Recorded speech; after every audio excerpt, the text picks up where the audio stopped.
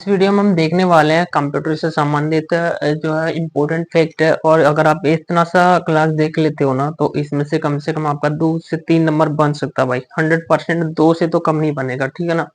2 से ज्यादा आ जाए तो कह नहीं सकते, लेकिन 2 से तो कम नहीं बनेगा, ठीक है ना।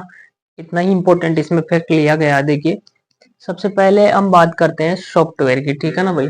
तो देखिए, सॉफ्टवेयर में आप 3 तरीके से पढ़ते हो। ऑपरेटिंग सिस्टम है, एप्लीकेशन सॉफ्टवेयर है और सिस्टम सॉफ्टवेयर है, ठीक है ना। 3 तरीके से सॉफ्टवेयर है और इनसे क्वेश्चन पूछा जाता है। कौन सा एप्लीकेशन सॉफ्टवेयर का उदाहरण नहीं है, ऐसे करके 4 ऑप्शन दे देगा और उनमें से एक नहीं होगा, ठीक है ना। तो देखो भाई, सबसे पहले हम देखते हैं यहाँ पे ऑपरेटिंग सिस्टम का उदाहरण कौन कौन सा है। देखिए, ऑपरेटिंग सिस्टम होता क्या है। अगर मान लो आपके डिवाइस में ये है नहीं ना, अगर कंप्यूटर के अंदर ये नहीं होता है तो उसको समझ ही नहीं आएगा कि करना क्या है, ठीक है ना भाई। कंप्यूटर में अगर ये नहीं तो कुछ भी नहीं है, ठीक है ना। ऑपरेट करने का मतलब क्या, सबसे इम्पोर्टेंट चीजें है ना। जैसे आप किसी भी फाइल को सेव करते हैं, डिलीट करते हैं, ये सब आपको वार्निंग देता है। आता है ना, कभी कभी वायरस से संबंधित वार्निंग देता है, वो सब कौन देता है, ऑपरेटिंग सिस्टम ही देता है, ठीक है। तो विंडोज है यहाँ पे सबसे पहले। विंडोज कौन सा है, ऑपरेटिंग सिस्टम है, ठीक है ना भाई। विंडोज लिखा हुआ है। अगला मैक ओएस, लिनक्स एक प्रकार का ओपन सोर्स ऑपरेटिंग सिस्टम है, ठीक है। और लिखा हुआ है एंड्रॉयड और आईओएस, ठीक है ना। ये प्रमुख ऑपरेटिंग सिस्टम है। Windows, Mac OS, Linux, Android और आईओएस, 4 काफी इंपॉर्टेंट है और यही बार बार एग्जाम में पूछे जाते हैं ना भाई। एग्जाम्पल में दे देता है आपको इन चारों में से कोई, और पूछ लेगा कि कौन सा ऑपरेटिंग सिस्टम नहीं है, या फिर ऐसे दे देगा 3 तो देगा किसी और का और एक दे देगा ऑपरेटिंग सिस्टम का। तो आपको याद रखना चाहिए। देखिए, सबसे पहले विंडोज है, फिर मैक ओएस है, लिनक्स है, एंड्रॉयड है और आईओएस है, ठीक है ना। इसके बाद एप्लीकेशन सॉफ्टवेयर। देखिए, इसका ये जो है ना, किसी विशेष कार्य को करने के लिए इनका उपयोग किया जाता है, ठीक है ना भाई।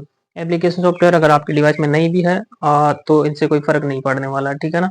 लेकिन इनके बिना तो कुछ हो ही नहीं सकता है।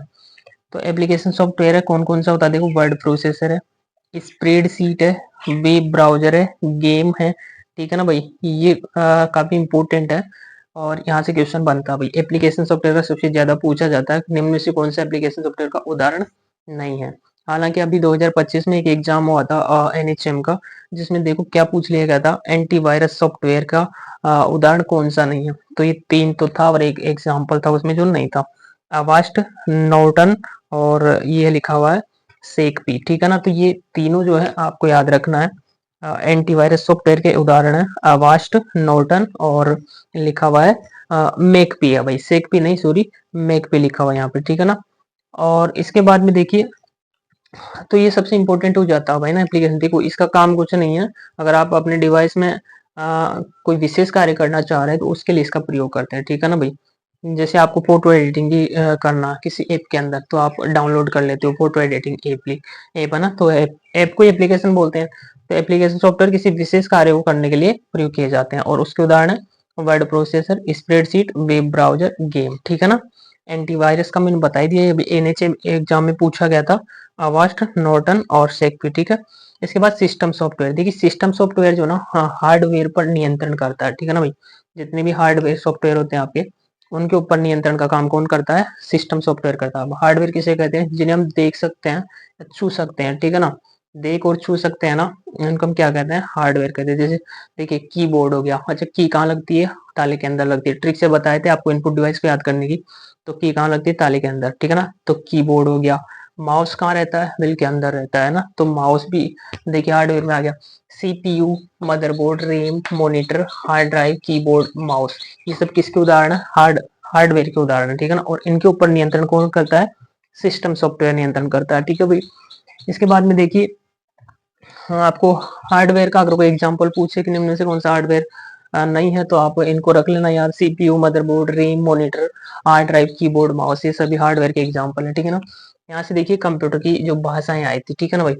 तो देखिए, पहली जो पीढ़ी थी ना कंप्यूटर की, उसमें मशीनी भाषा का उपयोग किया गया था ना। मशीनी भाषा, 0 और 1 बाइनरी कोड देखते हैं ना, वो वाला। इसके बाद में दूसरी जो आई थी असेंबली भाषा। मशीनी भाषा को क्या है, समझने में दिक्कत हो रहा था, तो उसके बाद उससे थोड़ी आसान आई असेंबली भाषा। दूसरी जनरेशन में आई थी असेंबली भाषा, ठीक है ना। और देखिए तीसरी जनरेशन में आई उच्च स्तरीय भाषाएं जैसे सी हो गया, सी प्लस प्लस हो गया, जावा हो गया, ठीक है ना, यहाँ लिखा हुआ है, और बेसिक हो गया, ठीक है ना भाई। तो कंप्यूटर की क्वेश्चन कैसे पूछता है इनसे, कोई सी भी जनरेशन की आपको एक लैंग्वेज दे देगा और उनमें से जो होगा आपको टिक लगाना होता है। तो सी, सी प्लस प्लस, जावा, बेसिक्स, ये तीसरी जनरेशन में किया गया इनका उपयोग, ठीक है। यहाँ पे देखिए चौथी जनरेशन में जो है एसक्यूएल, पाइथन और रूबे, ठीक है ना भाई, काफी इंपॉर्टेंट है एसक्यूएल, पाइथन, रूबे, तीनों भाषाएं जो है चौथी जनरेशन में। इसके बाद पांचवी जनरेशन में देखिए मरकरी और ओपीएस पाइप और प्रोलोग, मरकरी, ओपीएस पाइप और प्रोलोग, पांचवी जनरेशन में, ठीक है ना। चौथी जनरेशन में कौन कौन सी है, SQL, Python, Ruby, SQL, Python, Ruby. देखो चौथी जनरेशन में एसक्यूएल, पाइथन, रूबी, ये बात है आपको याद रखनी है। तीसरी जनरेशन में सी, सी प्लस प्लस, जावा, बेसिक्स। पांचवी जनरेशन में मरकरी, ओपीएस 5, प्रोलोग, ठीक है, इतना हो गया। अच्छा एक क्वेश्चन जो काफी ज्यादा बार पूछा जाता है ना भाई, बहुत इंपॉर्टेंट है, ठीक है ना, यहाँ से पूछता है केस मेमोरी किसके बीच कार्य करती है, तो सीपीयू और रैम के बीच जो है केस मेमोरी कार्य करती है, ठीक है, काफी इंपॉर्टेंट है, पूछता है क्वेश्चन। केस मेमोरी जो है सीपीयू और रैम के बीच में कार्य करती है। इसके बाद देखिए यहाँ पे ये क्वेश्चन पूछा गया था, हाँ ये क्वेश्चन पूछा भी गया था एनएचएम 2025 में।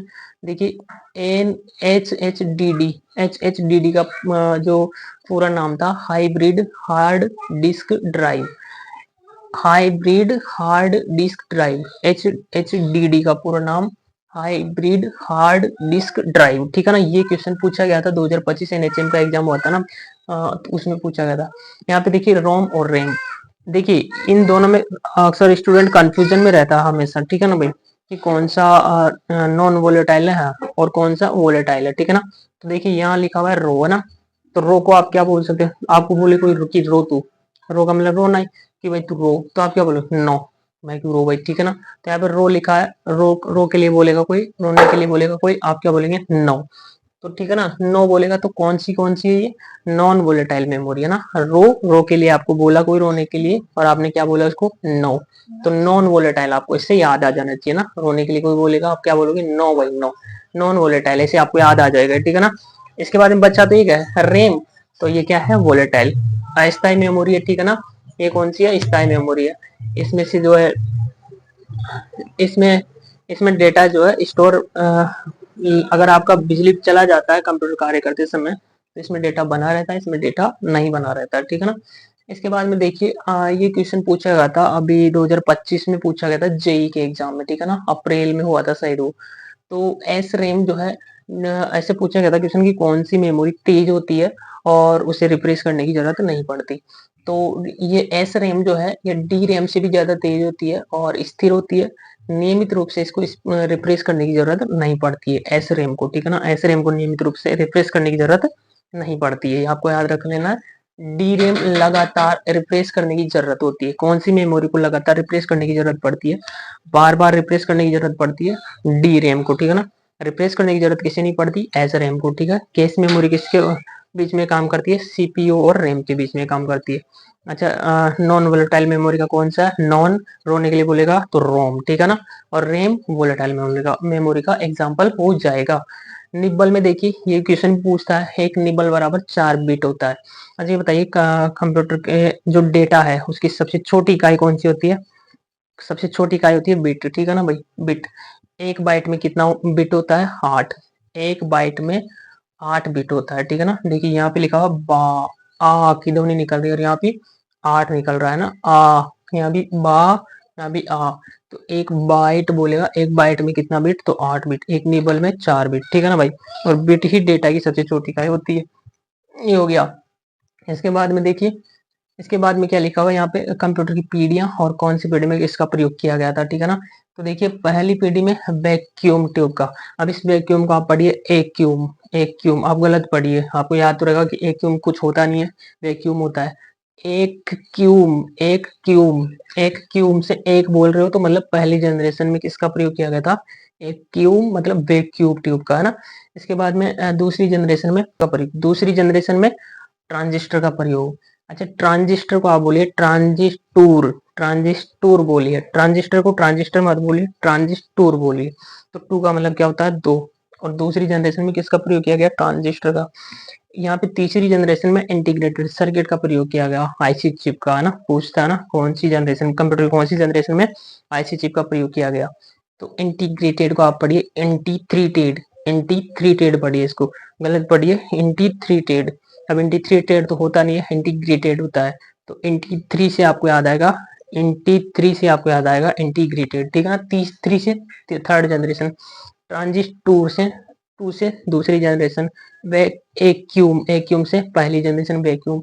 और इसके बाद में माइक्रो प्रोसेसर लिखा हुआ है चौथी जनरेशन में। तो इसको कैसे याद रखेंगे, माइक्रो प्रोसेसर को आप पढ़िए माइक्रो प्रोसेसर, इसको क्या पढ़ना है, माइक्रो प्रोसेसर। ये प्रोसेसर लिखा हुआ ना, इसको प्रोसेसर मत पढ़िए, गलती पढ़ो, माइक्रो प्रोसेसर। तो फोर से आपको याद आएगा चौथी जनरेशन, ठीक है। और यहाँ पे लिखा हुआ है लास्ट में एआई और यूएलएसआई, ठीक है ना भाई, इनका लास्ट पांचवी जनरेशन में उपयोग किया गया एआई का, ठीक है ना। तो ये था आपके कंप्यूटर से संबंधित, आपको यहाँ से क्वेश्चन 101% देखने को मिलेगा, इसमें से कम दो तो पक्का छपेगा। यहाँ से भी क्वेश्चन बनता है, कौन सा एप्लीकेशन सॉफ्टवेयर का उदाहरण है, ऑपरेटिंग सिस्टम का उदाहरण पूछ सकता है, सिस्टम सॉफ्टवेयर का उदाहरण पूछ सकता है, तो आपको याद रखना है। अच्छा, इसको फिर से रिपीट करते हैं, कंप्यूटर की कौन सी पीढ़ी में वैक्यूम ट्यूब का इस्तेमाल किया गया, तो हम वैक्यूम को क्या पढ़ेंगे, एक्यूम, तो पहली जनरेशन में, ठीक है।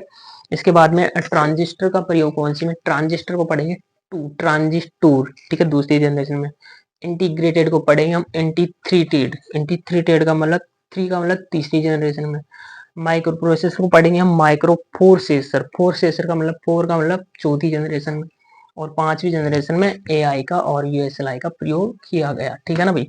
इसके बाद देखिए ये पढ़ा था हमने ऑपरेटिंग सिस्टम, ऑपरेटिंग सिस्टम में देखो खिड़की खुली, ठीक है ना, खिड़की खुली, बैकअप हुआ लिनक्स, एंड्रॉयड और आईओएस, ठीक है ना। कुछ लॉजिक बना लो, आप अपने हिसाब से याद भी रह सकता है, कोई इतना हार्ड नहीं है, ठीक है ना। Windows, Mac OS, Linux, Android, iOS, ठीक है। एप्लीकेशन सॉफ्टवेयर देखा हमने, word processor, spreadsheet, web browser, games, इतना था यहाँ पे। और ये अभी 2025 का एंटीवायरस सॉफ्टवेयर के उदाहरण पूछा था कि कौन सा है, तो अवास्ट, नॉर्टन और मैकपी जो है एंटीवायरस सॉफ्टवेयर के उदाहरण है। तो ये तो काफी इंपॉर्टेंट है, और कंप्यूटर में यहाँ से आपको क्वेश्चन देखने को पक्का मिलेगा, ठीक है ना। तो मिलते हैं हम अगले वीडियो के साथ में, कोई बेस्ट टॉपिक लेकर आते हैं, ठीक है ना। तब तक के लिए धन्यवाद।